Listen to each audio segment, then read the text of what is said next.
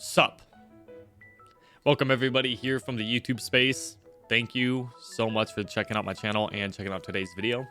As always, I am your favorite blue boy Sculpted, and today's video is actually going to be one that's maybe a little late or just kind of seems a little, like old news. However, it is going to be a tier list of all the DNF Duel characters during the beta 2. Of my own personal opinion. And just as a quick disclaimer, this tier list is more so what my personal opinion is in terms of what I think the best characters are in terms of like their skill set and their tools that they have at their disposal, not really specifically on the concept of what character is the best character, because the fact of the matter is we still know only so much about this game and about each character. And during my time with the beta, I only truly played one, and that was Striker. And with all the people that I matched against during the beta, not anyone was particularly skilled, at least just when it came to those who I fought. There's maybe one or two people that really gave me a hard time. But I feel like a lot of people were not using any of the characters to their maximum potential, nor me when it comes to Striker in general. So that disclaimer aside, just based off of the movesets that these characters have, here is what my opinion is on the tier list and of all the characters. And of course, if you guys want to share your opinions in the comments, I would love to hear what you guys have to say. I'll do my best to kind of explain why I put each character in the place that they're at. And maybe I can do another tier list based on what character I truly think is like more difficult to play, or who's better in terms of the buttons that they got, whatever, which I guess is kind of what this one is going to be about. But anyway, it can get a little convoluted, it can get a little in the gray zone when it comes to these tier lists. But I specifically am making this one based on what characters have just the better tools at their disposal, and just who seem to be the most likely to be top tier and just better just because of those tools. So without further ado, let's go ahead and get right into the tier list here. Okay, so here we are. So we have all 11 characters that were accessible during the DNF Duel Beta 2. Just kind of right here, and for the most part I kind of have some notes on my other monitor here just to kind of help me stay on track. But for the most part, this may be a little rambly, so do bear with me. But I do feel like I have a pretty good idea of what it is that I'm how I'm wanting to place these, and I should be able to get to the point pretty quickly. So let's just go ahead and get to it before I start rambling too much. Now, right out of the gate, 100,000% without a single doubt in my mind, Berserker is hands down I'm going to say this not only just for this video, but for like the future of DNF Duel, just as it stands right now, just from what we know. I am confident that Berserker is going to be the best character and will be the best character for a long time. And here is why. Berserker literally has everything that every character has, other than a counter, or really a command grab. But besides those two things that he is lacking, he has everything else plus one thing that literally no one else has. Okay, and so he has big buttons. He does massive amounts of damage. He has huge combo strings. He has projectiles. He has his healing is also really cool. But the guard break damage that he does is amazing. So he has a reversal.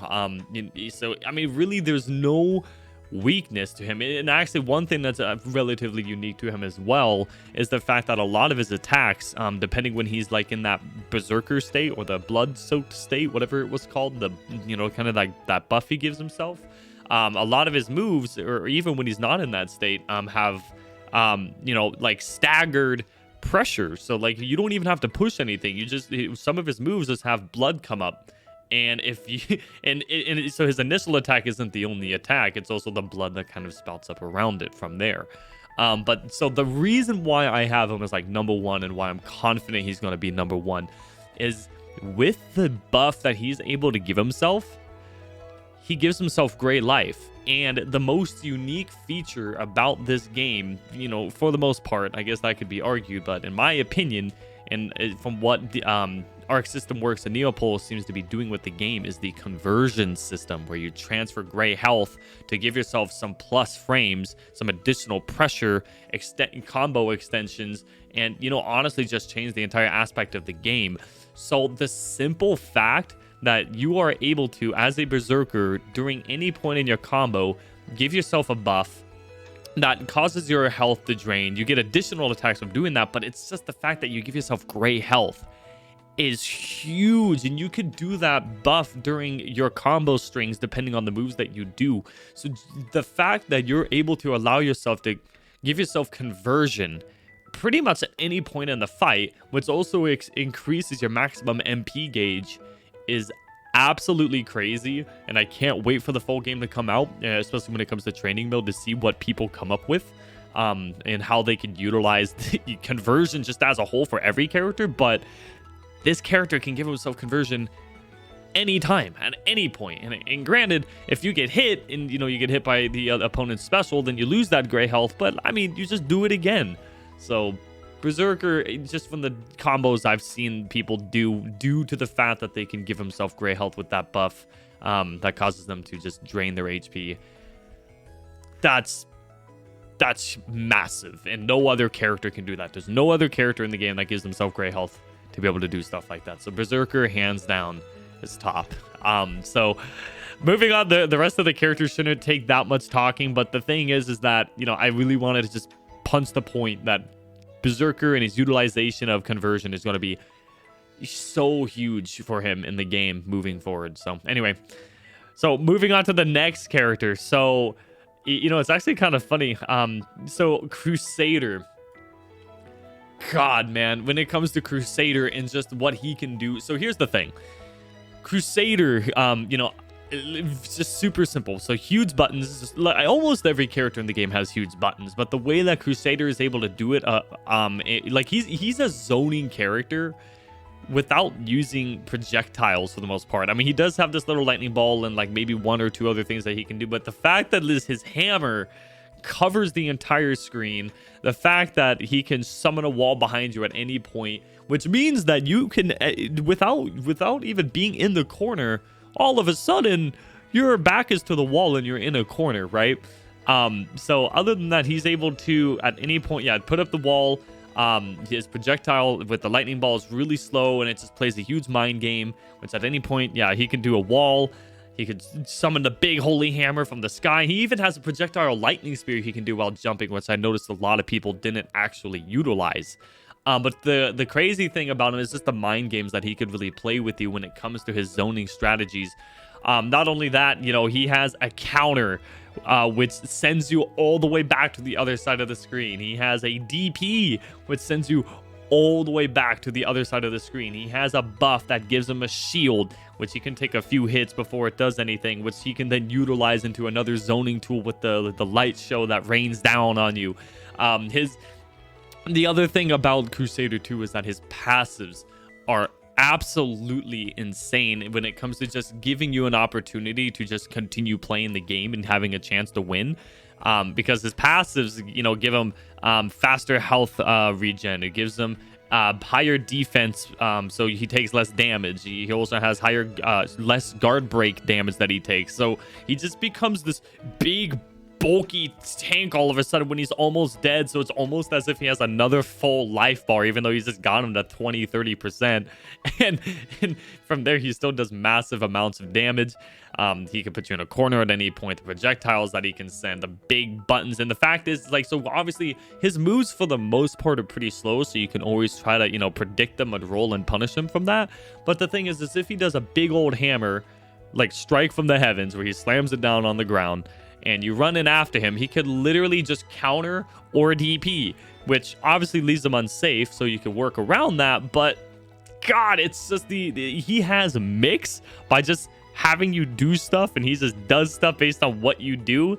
And he plays such a huge mind game, and he's so tanky. His lights are really quick, so he can keep you at bay all the time. And his wall, I may be mistaken on this, but the thing about his wall is that as a striker player who is really, really, really fast, no matter what speed you're going, if he summons the wall, it hits you.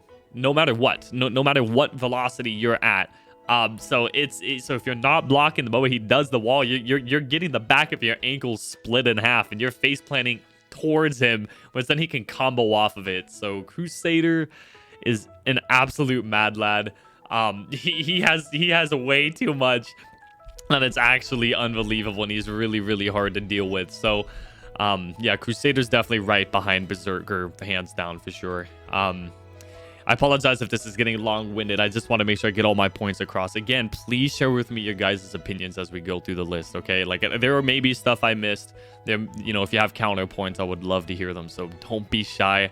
I'm not going to be offended by anything.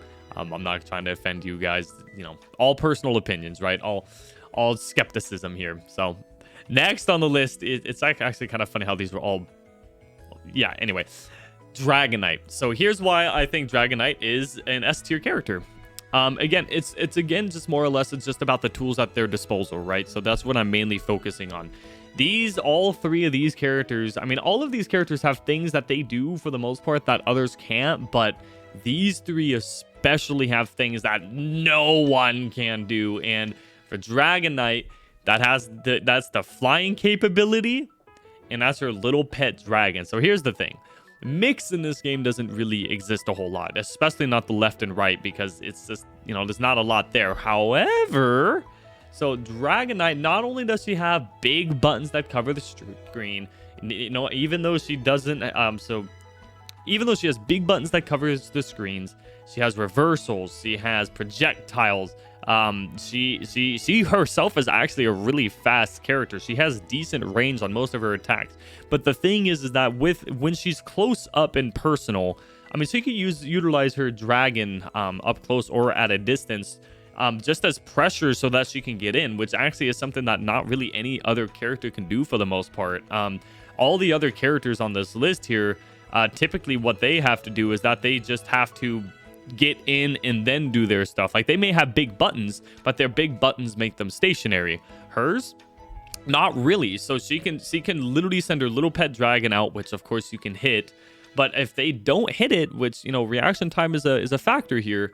If they don't hit her little dragon when she summons it, well, then now you're in block stun and she's across the map, but she can just run up to you because the block stun is that long, and you don't know what the baby dragon is going to do after the little lightning spark she does. She could do, you know, 3 little fireballs. She could do a big old fireball. She could do this twisty thing. So yeah, so even if she's far away, like if she's being zoned by a Crusader or say like a Ranger, she can just send in the dragon, put him in guard stun, and all of a sudden she's in their face, and well, now you're dealing with their pressure, which her pressure, although is not as good, I would argue, as Strikers, it's still really good, and she has the most mix out of every character in the game, because she has, of course, that diagonal uppercut strike, which then she can lead with an overhead light and continue a combo from there. Or she can even, what she can do is she could do the upwards diagonal strike, do a light hit, and then summon her wings, do another light hit. So she can see, like, if you're not careful, or if you just don't challenge what it is that Dragonite is doing, her pressure is extremely good in your face, and she can summon her dragon to attack you again, well, in your face. So it's just the combination attacks that she can do with her dragon to, you know, far distance, long distance or close distance. The amount of pressure that she can put for both high and lows, and, you know, just things of that nature. I mean, she just has so much that she can do. She has so many options. She has great neutral play, as well as this, you know, pressure in general. So Dragonite is also really good. If I wasn't playing Striker, Dragonite would definitely be the next one I would look at picking up, hands down, with no questions asked. So these 3 characters, man, you got to look out for them. Again, there wasn't a whole lot of like amazing players with all 3 of them, but just based off of what they can do, what they have available to them, I truly feel that these 3 here are gonna run the game for the most part. So anyway, that is it for the S tiers. Because again, I feel like these are just gonna be the most busted characters, or best characters, the OD characters, as we say. So now going down to A rank, Kunoriji is a character that I feel is very close to being a part of like the top 3 here with Berserker, Crusader, and Dragonite. But the reason that she isn't quite there is because of the fact that the weaknesses that she does have, which every character has weaknesses in which that you can exploit. It's just the weaknesses that she does have are a little more exploitable compared to the others. And when it comes to her overall abilities and her movesets, they're just not as threatening, and at least she has a lot more openings. So what I mean by that is that all of her special moves, especially when it comes to like the tornado or when she's summoning the toad, all of those moves they take very, very long activation times and are very, very apparent. So especially with the summoning of the toad, like the initial summon of the toad, you could easily roll through it and, you know, get past that and then get after her. And the same thing when she's activating the tornado, you could roll through that. You can even roll to the other side of her while she's in the middle of activating it, in fact. So, you know, so when she has her pressure when she's on you, it's not as good. And she's definitely more of a neutral player. So, like, I mean, for sure, when it comes to, like, her double jumps, her kunai throws, and, you know, using the toad and the tornado when it comes to being at a distance, they're great tools, but she's just nowhere near as good when it comes to, you know, having both long and close range pressure as Berserker and Dragonite. And I would even argue that her long range pressure isn't as good as Crusader. Plus, Crusader has things like counters and barriers and all that stuff. So Kunoichi does have the double jump, which is her biggest strength. She's safe when she jumps, when every other character for the most part isn't. And her teleportation, she does have some decent, you know, she has some good movement, and, you know, some potential mix-ups that she can do with the teleport, but it's just nothing near to the degree of like Dragonite. So essentially what Kunoichi is, other than the fact that she has, you know, some really, you know, cool projectile kunais and her teleports and all that, is that she's just a not as good version as Dragonite. is essentially all she is.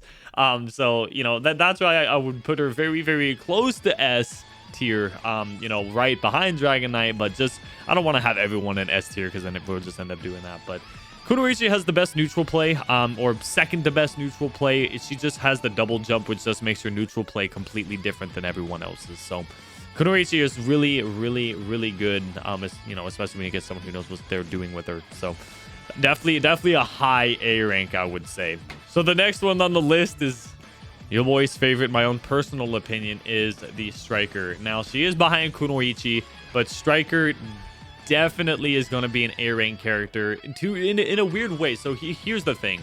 When it comes to her pressure, no one beats her in pressure. No one beats her in pressure. Her biggest weakness is obviously trying to get in order to exhibit the pressure that she's good at. But that's just the thing. All these characters may be good at keeping her at a distance, but due to her speed and her ability to, you know, just kind of get in, she does have that shoulder bash, which does go through projectiles. So, you know, pretty much, you know, hit his X slash that he does, her fireball, her kunais, all that stuff, his lightning balls. She can either, first of all, with against Crusader's lightning balls, she can simply just low profile run under it at top speed, which is really, really cool. But other than that, I mean, she has access to the roll. Her dive kick is actually a great mobility option. So, you know, you can jump over the Crusader's lightning ball, the Berserker's X slash, you know, any of these characters that have any sort of projectiles, you know, she could either she's just so fast that she gets in while you're trying to shoot it. Or, you know, but then again, it takes a skilled player to do these kinds of things and, you know, the proper timing and reading. But it's where her strengths absolutely come in. She is just the pressure that she can do. If you get a Striker player who just does the same thing over and over and over again, you know, it's just a one-trick pony. Well, Striker can. So here's how I put it: Striker can very easily be the worst character in the game, or very close to being S tier, if not S tier, depending on the person who plays them. You can't necessarily say that about every character, unfortunately. I mean, you can get people who are good with characters, but then they're just held back by their other, you know, limitations to the tools that they have, or just their blaring weaknesses. But Striker is definitely up there. Her passive, with the fact that she gets a 10% increase in damage, how long her combo strings can be, how low of MP cost all of her moves have, the fact that her MP costs chain into each other as well as they do in order to continue pressure. Like, one thing I would say about Striker, I mean, is just the fact that when you are under pressure with her, you just never know when her pressure ends, because someone can decide to, you know, just do one combo and then back up and be safe and then go back in to continue pressure. Or you can do what I do a lot of the time, is when you go through all of your normal special attacks and then start going into your MP attacks, you stagger your MP attacks between the triple kick and the shoulder bash. You go kick, kick, kick, and then wait a second, shoulder bash, and then kick, kick, kick, and you're plus on all of these, which is absolutely insane. Which if you hit an opponent with a raw MP skill and she's just able to combo into more MP skills off of them, you do stupid amounts of damage. So as long as if you are not able to get in, well, then she's down here. She has that blaring weakness. But if you know how to play around these characters and just, it's essentially just knowledge checking, and once you get in, the game is pretty much over. She has safe jumps that she can do. So even though all these characters pretty much have reversals, she has safe jumps that she can do, which definitely use the safe jumps if you're playing Striker. And then from there, it's just about having, better reaction time and better pressure. And hopefully you just beat people with your buttons, before they push their buttons. So Striker's really good in that regard. She has 0 projectiles, but her dive kick with her, she has the high-low mix, actually. So if you jump with her and immediately push the mana special, the 5 MS, where she does the triple kick, you can either punch high, or because you're still mid-air after that attack and you're plus after the third kick or whatever. So you can either do an overhead punch and continue combo from that, or as soon as you land, you do a low. So yeah, you actually do get really, really easy mix off of it, because your triple kick starts so quickly, it's really hard to react to, if at all. So Striker has some mix to her. She's just a really, really good character. That as soon as you get people in the corner, it's over. So anyway, that's how I feel. And again, I may be a little biased, but I mean, the thing is that at this point, with the rest of these characters, where I place them is not because of the fact that I just think they're not, it's not because it's like, oh, Striker's higher than all of these characters because of the fact, that I like her. Just from every single match I had with these characters, and just from other matches I would watch from other people, this is why these characters kind of place lower from here. So again, do bear with me as I explain this.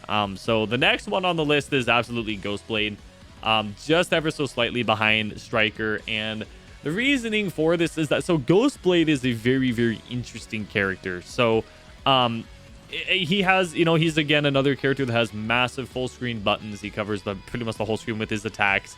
He has good pressure that he can do behind his ghost, when he does his attacks. But and his ability to have the command dash, where he can command dash, which is actually quicker than Inquisitor's command dash, which actually we'll get to, Inquisitor's placement in just a minute. His command dash is quicker. And due to its effects looking so similar to like all of the ghost effects that he does, he can be really, really confusing at times. Whether your opponent chooses to use the ghost or not, or trade places with the ghost, he has decent mix because of that. But the thing is with him, so he kind of ends up being in the same boat somewhat as like not as good. He's like a Dragonite, just not as good in a way. Because Dragonite's ghost is her dragon, but in order for Ghostblade, in order to do anything that he needs to do, he has to use his ghost, and that's what makes him threatening. But his MP skills cost more to use his ghost than Dragonite's dragon for the most part, and his ghost is just more like extensions off of his combos, whereas Dragonite's dragon is like a kind of like a whole separate character helping her fight. So he has way more big screen moves than Dragonite does, but big screen moves doesn't mean that you're good. Like that's just the one thing I've noticed with him as a big weakness, is that once his MP is done and he just goes through his standard attacks, I mean, his animations are really, really long. And the fact that you are able to punch his ghost and get rid of it, like as soon as he summons the ghost, like, I mean, yeah, just hit it. And then he's just lost all that MP.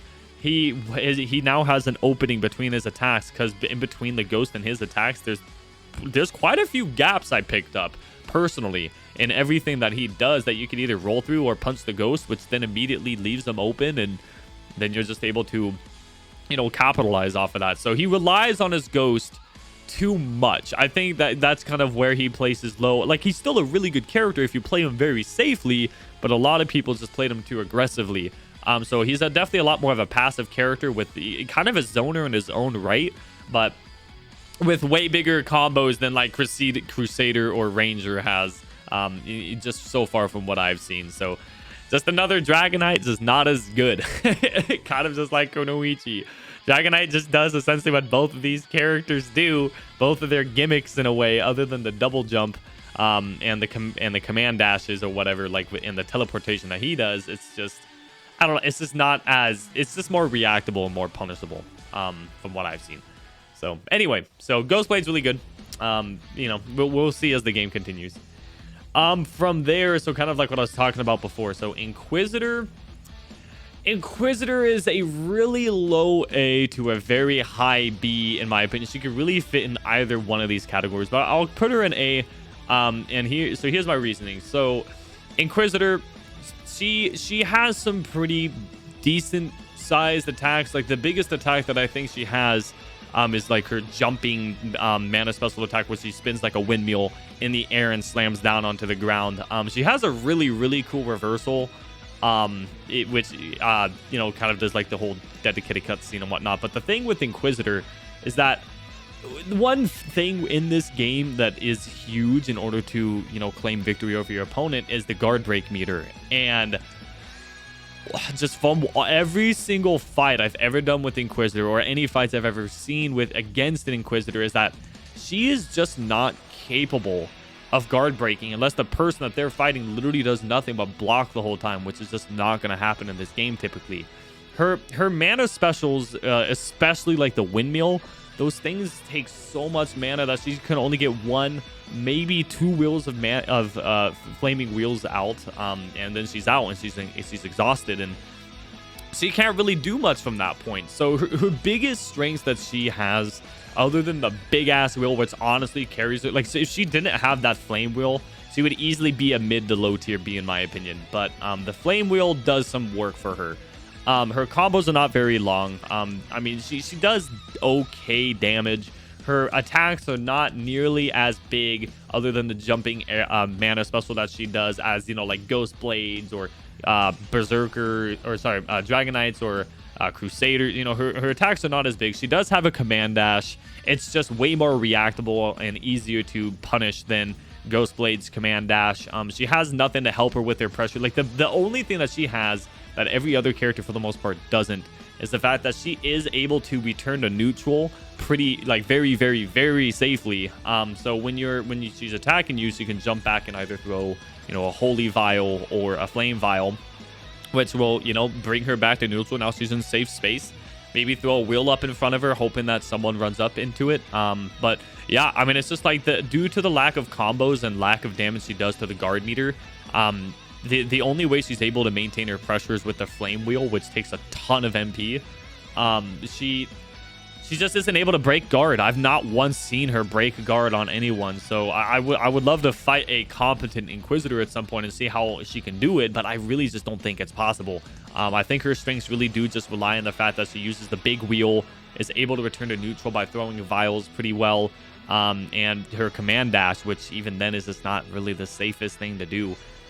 So anyway, because she's more of a character that relies on hitting you with resets, I feel like, and that's just not necessarily like the safest thing to do. But other than that, I mean, she's a really enjoyable character. She has some nice tools. It's just a matter of playing patiently, and you know, that's kind of why I feel like she kind of goes into the B tier a little bit, is the fact that she's not really a character. She's not like a pressure character. She's also not a big screen character. She's very much so back and forth with being close range and long range. But even then, she can't even do that well long range. So it's very close to being B tier. But, you know, just because of how good her wheel is, and if people just don't know how to block and guard cancel, that's the other thing I forgot to mention. literally, if you get stuck in her wheel, and the moment that you see her throw an attack, which every Inquisitor does, you literally just guard cancel and you're out of it, and that's literally her whole thing. And now it's over. You know, you're safe. So, very, very close to B tier, but I do again put her up in A because with the things that she can do. Once we get farther into the game and see, you know, what people discover with these characters, you know, I really think that she's going to maintain an A at the very least, maybe even past Ghostblade, depending. But for now, we'll leave her right there. Man, these are a little long-winded. I apologize for that. So now going down to B tier. So this is when we probably start hurting people's feelings a little bit more, and I do apologize again. This is just from my own observations and my own opinion. Out of all of the rest of these characters, man, out of the rest of these characters here, so Vanguard would be the highest B in my opinion. So Vanguard, here's the thing with him. So he is really, really good in regards to the fact that he is able to cancel out of any of his moves to do any of his MP specials, and his MP specials are all cancelable into each other, you know, very much so kind of like Striker. He's closest to her in that regard, but instead of being a close range pressure, he's a long range pressure. He does have a reversal. However, the reversal only affects people that are over him, so like that are in the air. So unlike every other reversal in the game, his is the only affects those that are up or tall or something in that regard. So immediately that's just a huge negative towards him. The other thing about him that's just, you know, isn't nearly as good as some of these other characters is that, yes, he does a lot of damage from long range, but again, the roll mechanic is in the game. And with the roll mechanic, all of his attacks are relatively slow startup, and each attack in between each other, especially when he goes from normals to NPs, you can just roll through. Every time I fought a Vanguard, I mean, it was either that I lost terribly as a Striker player, mind you, or I won hands down. And that was just because exploiting his weakness of he just keeps canceling into skill after skill after skill after skill at long range, and he runs out of MP, and then what can he do? Once he's out of NP, he can't really do all those cancels, and then now he's just a slow swinging pokey boy. So you just roll through his first attack, you're pretty much in on him, and you can before he can swing his second attack, unless he does the spinning staff move and like that kind of covers his general area, then that's the only way I've seen that kind of stop me from doing anything against him. But even then, that's assuming he still has MP left over after doing all his cancel attacks and trying to hit his big damage moves from long distance. But yeah, other than that, he really is just a long range zoner that once he's out of MP, he can't really zone anymore. And then once you get in, he's kind of helpless because all of his attacks are slower than like literally everyone else's attacks in the game. So the only thing that really kind of keeps him at the high B tier at this point is just if you do know how to manage your MP and you just don't cancel out of everything and you keep MP saved up for, you know, honestly, you play him way more passively. And I feel like people who play passive are, you know, just in general are B tier because it's literally right in the middle of the tier list, right? It's either you're really aggressive or way too defensive, right? So he's a little bit of both in a way, playing passively and using his reversal as like an anti-air because people can't block in the air. So in my opinion, I honestly feel like the best way to play him is to literally save all of your MP for reversals only, and only do it when you notice a player jumps in the air because his staff goes really far. Run up, see someone jump, reversal, boom, you do big damage there. They back up or you back up and you do a couple pokes at them, wait for them to jump, reversal again, which I feel like is just such a lame way to play. And, you know, being able to just get in on him because all of his attacks are relatively slow. Like Crusader has faster normals than he does, which is hilarious to me. Which is why Crusader's up in S tier and he's down to B. So that's my reason behind that. The next person that I would put here is Ranger, and so here's why. Ranger definitely is like the definition of a zoner, but so you can play him in two different ways. You can either play him as a massive zoning character at long distance, or you can play him up close, which honestly, both ways kind of work. But it does depend on the character that you're fighting, but at the same time, all of his big damaging moves, all of his big combos that he can do, what would actually make him probably almost an A player is if you played him up close and personal, which kind of ruins the whole purpose of why he even has such fast shooting projectiles in the first place with his guns. The whole point of them is to work at long range. So that he's very flexible in that regard, that he can play very well both long range and short range. But if he is short range, if he gets into block stun, if he's the one at disadvantage because he's blocking other characters, just due to the pressure that all these other characters have at close to mid range, or Crusader at long range, or Dragonite, because they're just, again, top tier characters in my opinion, you're done. I mean, he there's not really much you can do once you're up close and personal. He does have a reversal, which, you know, then at that point you're back to neutral and he can zone you again. But his zoning methods do less damage than Vanguard's, even though he shoots faster.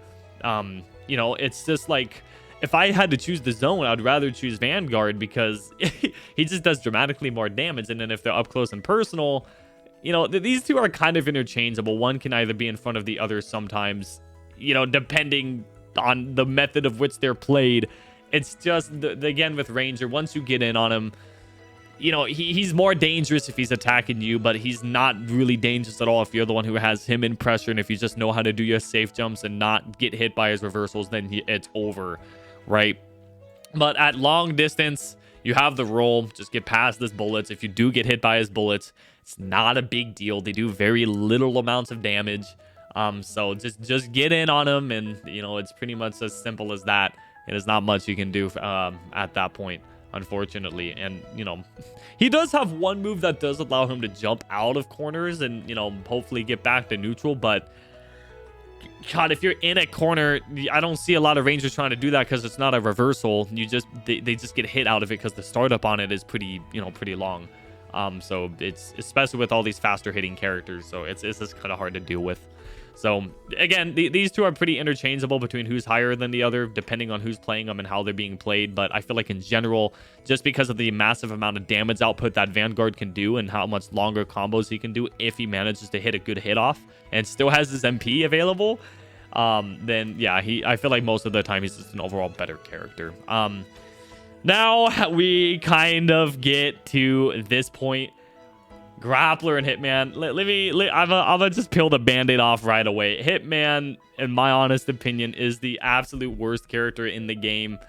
He has, just like everyone else, big screen buttons, you know. But the thing is with his big screen buttons is that they just don't do much.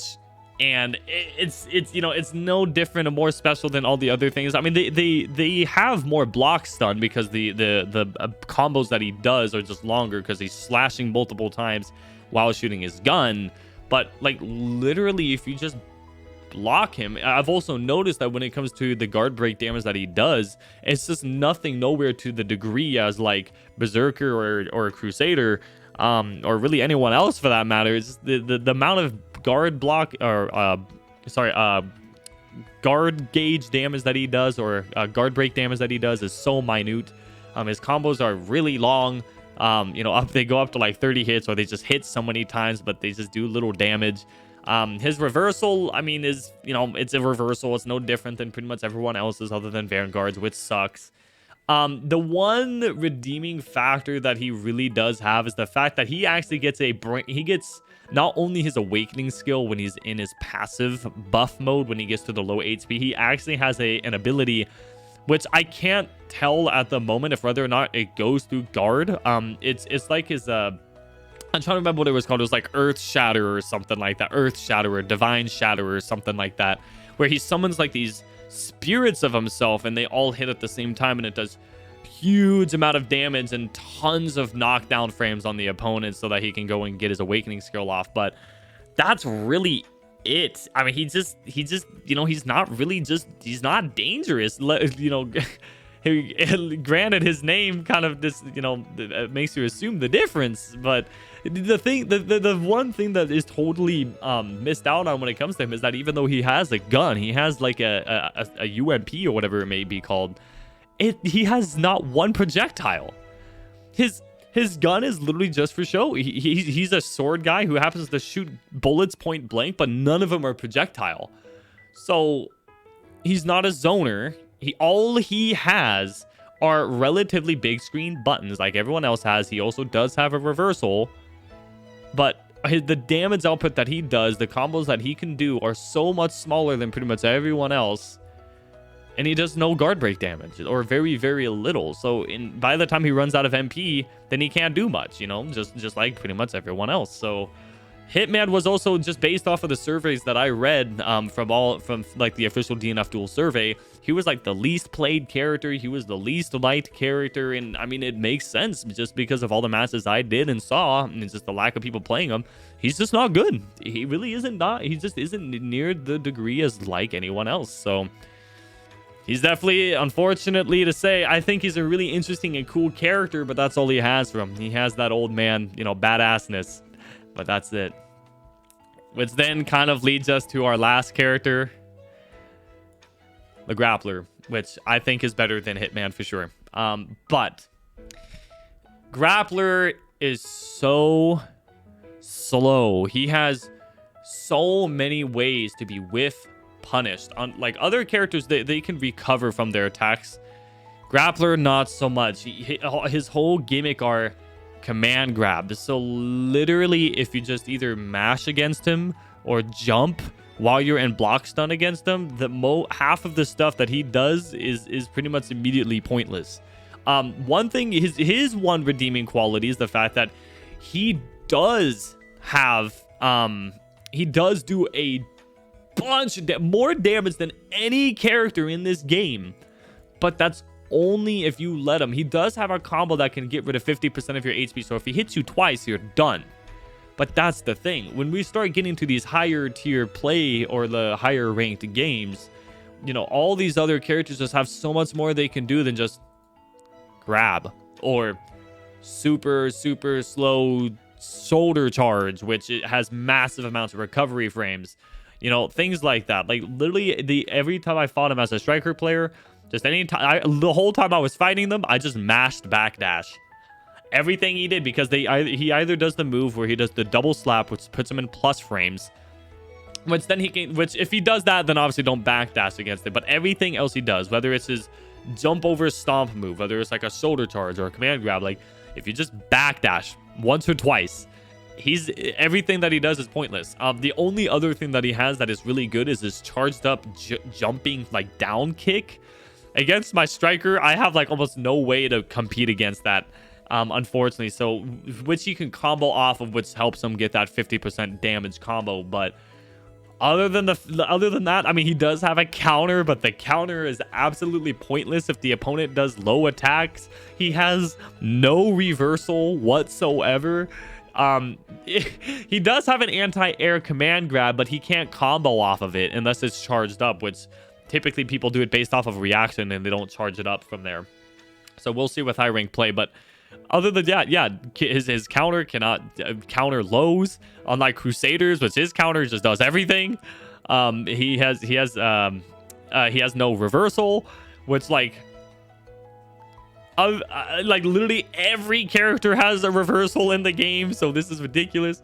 He is so slow. His movement speed, even at running, is so slow, which is so funny to me. Being a character that is the whole purpose of him is the fact that he does command grabs, but how can he command grab if he can't even be on the character? Everybody else has these massive big screen moves that he just can't get close. His shoulder charge, like, yeah, it does have super armor, but like, how much HP are you willing to lose in hopes that your shoulder charge hits? So yeah, like, he's hardly above Hitman. Like, I would almost literally make them the same person. The only, again, redeeming factor that he has is just the fact that he just does as much damage as he does. If you can pull off 2 decent combos, you win the fight. Hitman doesn't have that. I mean, all Hitman has is his reversal and the extra move he gets in passive, but That's it, man. So yeah, guys, I mean, that's really it. I know that this was kind of a bit of a long-winded video. I know this may be a bit late of a video to make, but you know, I hope this kind of gave you guys some insight, at least as to what my opinion is. I really would love to hear what you guys have to say. You know, if this is a tier list that I made myself. I made an account to make this tier list because like every other tier list on the tiermaker.com site, they all kept forgetting. One tier list forgot to even have Grappler in there, and another one didn't have Ghostblade. But yeah, guys, this is how I feel. I hope you guys enjoyed the video. If you guys would like other tier lists like this in regards to other stuff, I mean, definitely let me know, because I can, you know, do more. But yeah, I think this is about what we can see here. So thank you so much, guys, for watching and checking out the video. As always, I really do appreciate it a whole lot.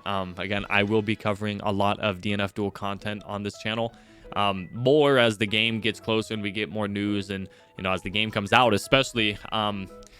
For the time being, you know, there's not going to be a whole lot I can say. We'll wait until more stuff comes out. If you guys would like to come and hang out with me, you know, just to get more involved with me and my community I've established before DNF Duel, I do stream on Twitch every day, Monday through Friday. Link in the description. So yeah, other than that, thank you again. You guys have a fantastic day, and I'll see you guys in the next video. Out of here.